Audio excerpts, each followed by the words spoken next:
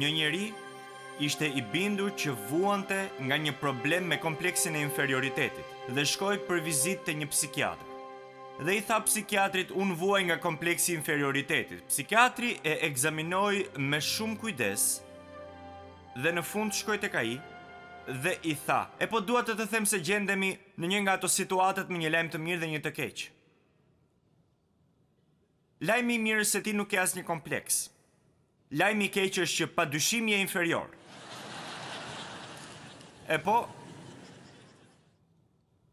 Mendoj se ndjenja e inferioritetit është diçka serioze dhe as pak shaka. Sepse ata që e krahasojnë veten me të tjerët dhe pastaj ndihen inferior, ata nuk po e nderojnë Zotin, sepse ai na ka krijuar gjithë secilin për nesh individualisht që të jemi ata që jemi. Por kur një njeri vepron me një frym inferioriteti, ai njeri i hap zemrën e tij ose të saj Satanit për të bërë gjëra të tmerrshme. Pse po e them këtë? Sepse nëse ajo ndjenjë inferioriteti këmbgul, ajo të çon në lloj dekuraimesh dhe dekurajimi është mjeti numër 1 që përdor Satani. Dua që të më dëgjoni me kujdes, sepse të ndihesh me raste i dekurajuar është një gjë. Të gjithëve na ndodh, ose për një periudhë të shkurtër kohe. Por është diçka krejtësisht e ndryshme të jetosh me frymën e dekurajimit, apo të jetosh në një gjendje dekurajimi. Është e rrezikshme që të qëndrosh në këtë territor, sepse ka shumë gjasa që ka për t'u çuar në mëkat, ka për t'u çuar në dyshim dhe në pështjellim. Davidi në këtë fazë të jetës së tij po zgjidhte që të vishte petkun e dekurajimit dhe kjo e çoi drejt gjithfar lloj gjërash të tmerrshme. Davidi e lejoi frymën e dekurajimit që të ishte shoqëruesja e tij. Davidi zgjodhi që të jepte frymës së dekurajimit dorë të lirë në jetën e tij.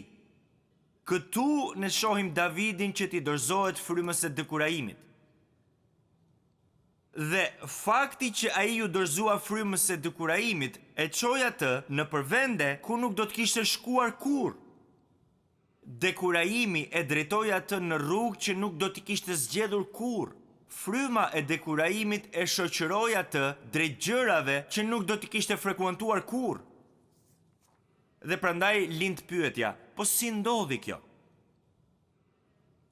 Pas një fitore të madhe, siç e mbani mend nga mesazhi i shkuar, pas një fitore të madhe të Davidit, që me kokëfortësi refuzoi të vriste Saulin kur e pati mundësinë, kur i gjithë grupi i tij i përzier po i thoshte që ta bënte, ai refuzoi ta bënte dhe i preu vetëm një copës nga manteli i tij, gjë që ishte një fitore e madhe mbi tundimin dhe ai tha, unë nuk do ta prek të vajosurin e Perëndis. Pas kësaj, Davidi u fut në një periudhë trishtimi dhe zymtësie dhe keqardhje për veten. Dhe të dashur, po ju them se kur zë vend ky dekurajim, mund të kthehet në një katastrofë nëse qëndroni në të. Prandaj më lejoni që ta përsëris këtë sepse është shumë e rëndësishme. Është e rëndësishme që të dim se të gjithë ne në një pikë për shkak të rrethanave krejtësisht jashtë kontrollit ton mund të ndihemi të dekurajuar. Por ju lutem, mos qëndroni në këtë gjendje. Qëndrimi në dekurajim e çoi Davidin në Ciklag. Është fjalë e mirë, duhet që ta mbani mend këtë. Është T-S-I-K-L-A-G. Ciklag. Thuajeni me mua. Ciklag.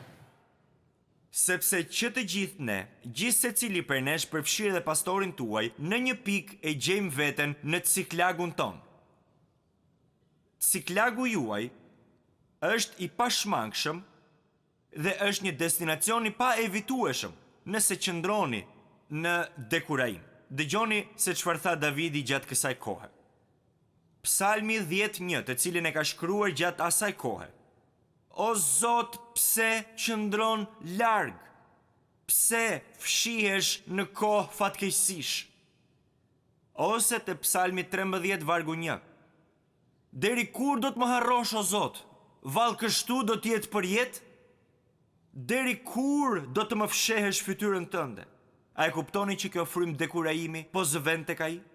apo tek psalmi mesianik që u përsërit nga Zoti ynë Jezus Krisht në kryq, psalmi 22 vargu 1, Perëndia im, pse më ke braktisur? Pse më rri kaq larg dhe nuk vjen të më çlirosh? Kurdoherë që një njeri, kushdo qoftë, fillon të mendoj në këtë mënyrë, apo fillon të mendoj se Perëndia e ka braktisur, kur fjala e Perëndisë është shumë e qartë, kur thot nuk do të të lë, nuk do të të braktis, në çastin që filloni të mendoni në këtë mënyrë, po futeni në një zonë të rrezikshme. A më dëshmon njeri për këtë? Sepse së pari nuk është e vërtet. Nuk është e vërtet, është një gënjeshtër e djallit. Në këtë pikë të jetës suaj juve ose do të vishni mantelin e dekurajimit, ose do ta inkurajoni veten në Zotin, në besnikërinë e Zotit dhe në premtimet e Zotit. Juve ose do ta ngushëlloni veten në Zotin, i cili ju do aq shumë sa vdiq për ju, ose do ta lejoni dekurajimin që t'ju drejtojë në dëshpërim. Ose do të thoni me Jobin, por unë e di që shpëtimtari im jeton, ose do të dorëzoheni si Elia që tha, merre jetën time, jam gati të vdes. Nuk ka as një pikë dyshimi që Davidi po përballej me dekurajimin, biem të gjithë dakord me këtë? Dua të them se ai po përballej me dekurajimin. Ata e kishte lëshuar zemra. Dhe siç e thash, dekurajimi prek edhe më të mirin prej nesh, të gjithë ne, në një mënyrë ose një tjetër. Por është ajo që bëni kur vjen dekurajimi ajo që do të përcaktoj fitoren ose humbjen tuaj. Dekurajimi i Davidit erdhi si rezultat i asaj që dukej. Kuptoni se çfarë po them? Asaj që dukej nga jashtë. Kur mos i gjykoni gjërat nga pamja jashtme. Është shumë e rëndësishme. Ajo që duket nga jashtë, pse po e them këtë? Sepse vonesa e përgjigjes së Perëndisë për lutjen e tij, Davidit ju duk ashtu nga jashtë, siç ju duket edhe juve ashtu siç më është dukur mua dikur. Duket nga jashtë, sikur Perëndia ju ka braktisur ose Perëndia nuk po ju dëgjon. Kështu duket nga jashtë. Prandaj ai pa, ai ul dhe tha, Sauli vazhdon të më ndjek. Dhe nga jashtë duket sikur nuk ka fund arratia e Davidit nga Sauli. Davidi ndodhet në një presion të madh për të siguruar për 600 njerëz, më parë ishin 400, kurse tani 600, numri po rritet, që të siguroj për nevojat e tyre, presioni për të gjetur një vend ku ata të fshihen, të gjitha këto ai ka barë në kurrizin e tij. Dhe ja cila është zgjedhja që duhet të bëjmë të gjithë kur ndodhemi në presion. Ose do ta hedhim gjithë barrën tonë mbi Zotin, ose do ta mbajmë vetë dhe do ta lejojmë të na çojë në ciklag. Ose do t'ja dorëzojmë pikëllimin ton Atit të dashur qiellor, ose do t'i lejojmë këto pikëllime të na çojnë në vende ku nuk duam të shkojmë. Davidi e bindi veten e tij se situata ishte e pashpresë, që ishte e kotë të vazhdonte të priste në Zotin, vargu 1. Nënvizojeni, sepse vargjet 1 deri në 3 janë vargjet kyçe këtu, vargu 1. Davidi tha në zemër të tij, një ditë ose një tjetër, unë do të vritem nga dora e Saulit. Oh, David, mos valle harrove që Samueli të vajosi me vaj? Prandaj nuk ka asgjë më të mirë për mua se sa të shpëtoj kokën në vendin e filistejnëve. Oh, mirësi, dëgjoni. Dikush këtu ose që po na ndjek nga e mbar bota, mund të ndihet i dekurajuar pikërisht në këtë çast të jetës së tij. Dhe po thot me vete, është e kotë që të rezistoj më, është e kotë që të këmgull më, është e kotë që të pres për Zotin, është e kotë që të ngulmoj, është e kotë që të besoj plotësisht në premtimet e Perëndisë, ato nuk do të vinë.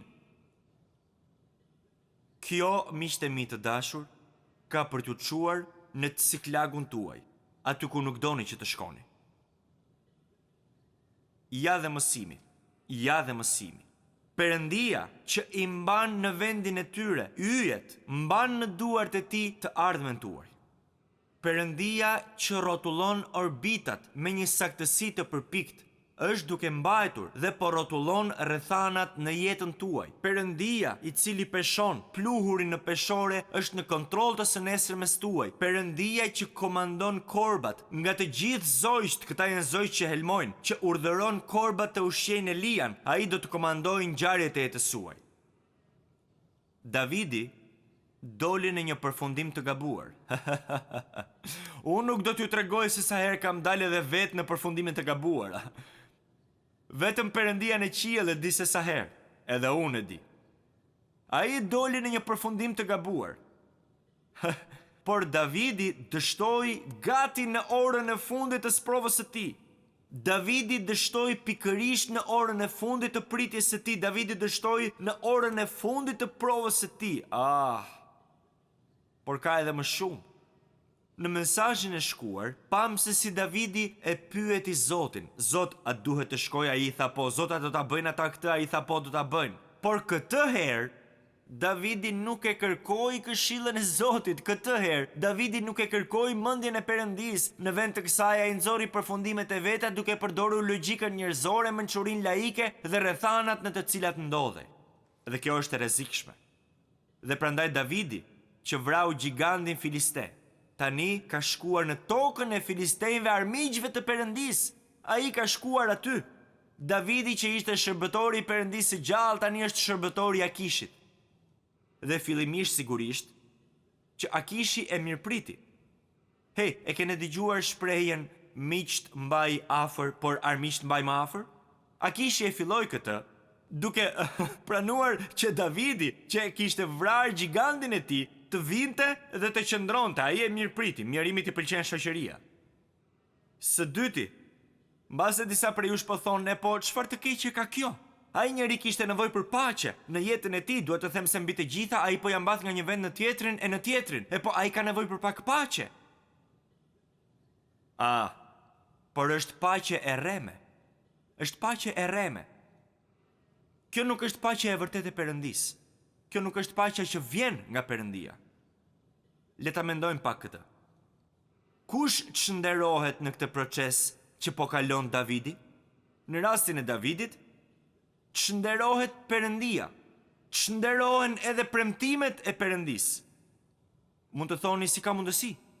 Po kuptoni që Perëndia I premtoi Davidit se armiqtë e tij, të Davidit, do të hidheshin tutje si një gur nga hobeja.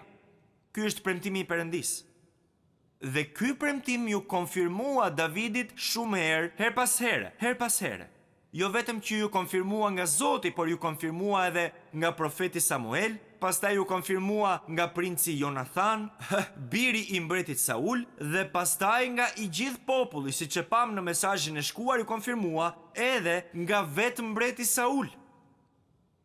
Pra, në frymën e tij të dekurajimit, Davidi në fakt po thoshte Zot, për shkak se ti nuk e ke përmbushur premtimin tënd ndaj meje tani, unë dorëzohem. Zot, ti premtove shumë për bëre pak. Zot, e di që më ke mbajtur të sigurt deri tani, por nuk jam edhe aq I sigurt nëse do të mbash të sigurt në të ardhmen. Zot, ti më ke mbrojtur mua nga shumë armiq dhe më ke mbrojtur nga shumë shpata në të shkuar. Por këtë herë mendoj se po bëhet e vështirë për ty, Zot.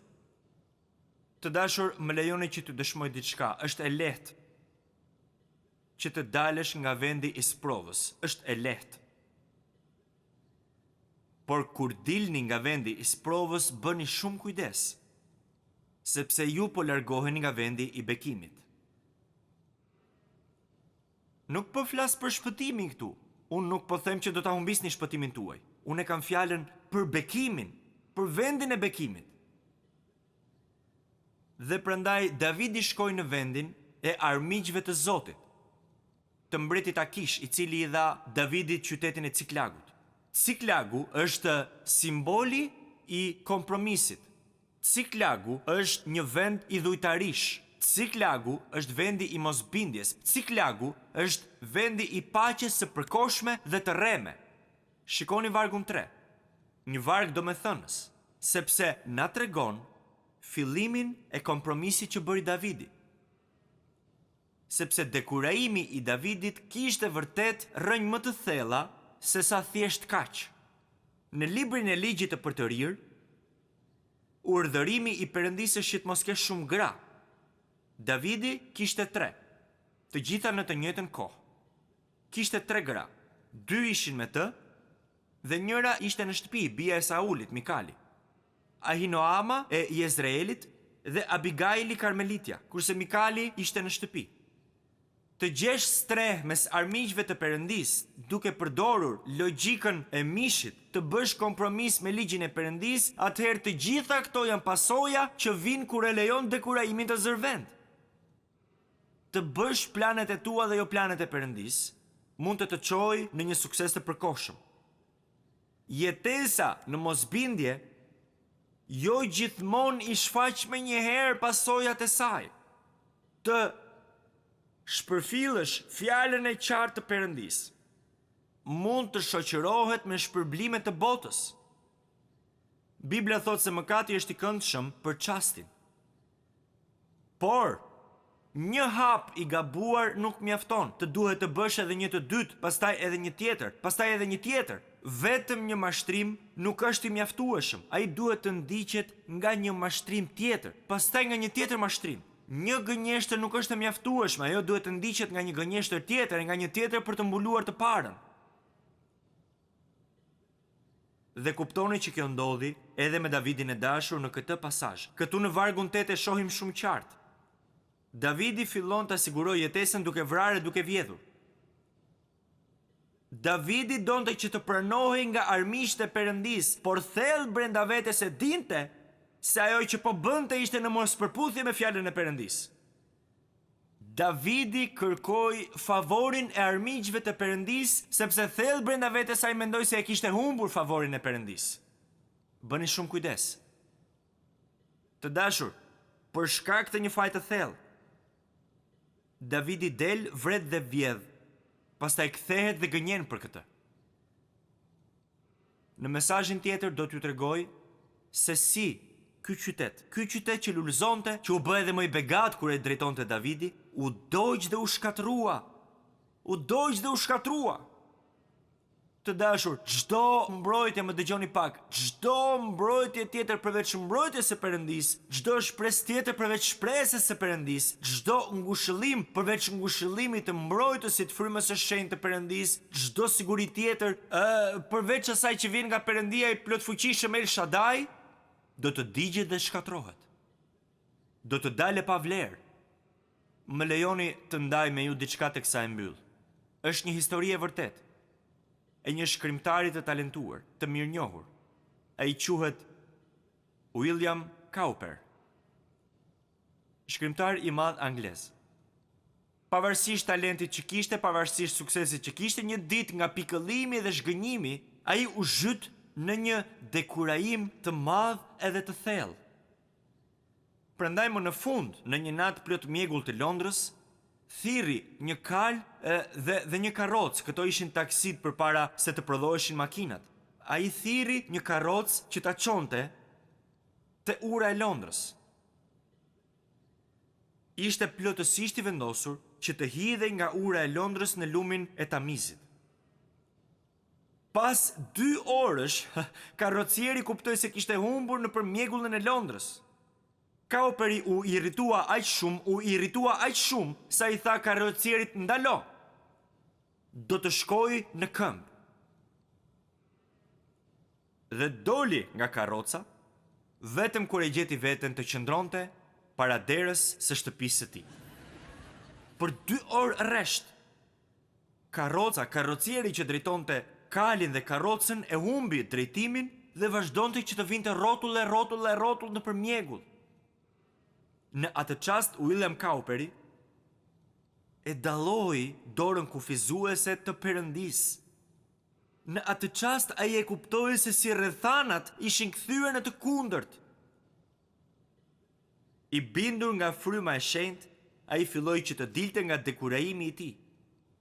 Pasi kuptoi se dora e Perëndis e shpëtoi, ai u fut brenda në shtëpi. Dhe teksa u ul, nga syt filluan të i rridhnin lotët si rrëke në përfytyr. Dhe u ul në gjunjë, teksa hodhi në letër këto fjalë që do të bekoni një numër të patregueshëm njerëzish për gjatë viteve. Perëndia lëviz në mënyra të mistershme për të bërë mrekullitë e tij. Ai ngul hapat e tij në dete dhe rrugëton në përstuhi. Ju shenjtor të friksuar gjeni kuraj të re. Ret që shumë u druheni janë plot mëshirë dhe do të shpërthejnë bekime të mëdha në mendjen tuaj. Ne mund ta shndërrojmë dekurajimin ton në një mundësi të madhe, jo vetëm për të bekuar vetë, por edhe për të bekuar të tjerët. Mund ta marrim dekurajimin ton dhe me fuqinë e Perëndis ta shndërrojmë ata në një mundësi për të shërbyer dhe për të bekuar shumë njerëz. A do ta bëni këtë? Mbani mend se asgjë nuk është e pamundur për Perëndin. Thuajeni bashkë me mua.